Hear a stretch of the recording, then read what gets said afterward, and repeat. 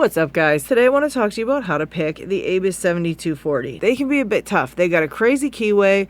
The pins inside this lock are also very small. They have spool pins in them. The pins are oftentimes very pointy feeling in this lock. So just the type of pick you're using can make all the difference. I want to tell you all about that stuff in this video, and I hope that by the end you will be well on your way to getting your ABUS 7240 open. So let's get into it.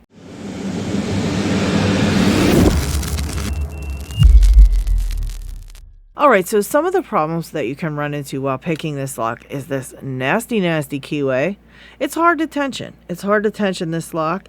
And so sometimes you've just got to test out a whole bunch of things until you find something that works. Now, a lot of people might tension this one from the bottom of the keyway, but I find that I like to tension this one from the top of the keyway. I'm going to use this flat bar from Covert Instruments in 25 thousandths.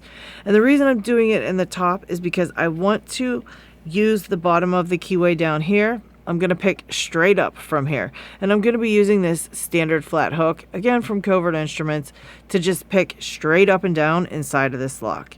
Now I suggest a flat hook for picking this one because these pins can be awfully pointy in the ABUS. They're very small and they can be very pointy, and so when you get yourself a pointed hook, you're going to be sliding off the pins if you're not really, an expert at staying on the pins with the pointed hook, basically, because they can be, really annoying. If you're sliding off the pins, you're never going to get this one picked. You have to be able to get on the middle of the pin and push it up in order to set them. So when you've got a, pointed hook on some of these very pointy pins, you're going to run into trouble. So as you can see, I am just going through from the bottom of the keyway and feeling for anything that feels binding, and I'm pushing straight up.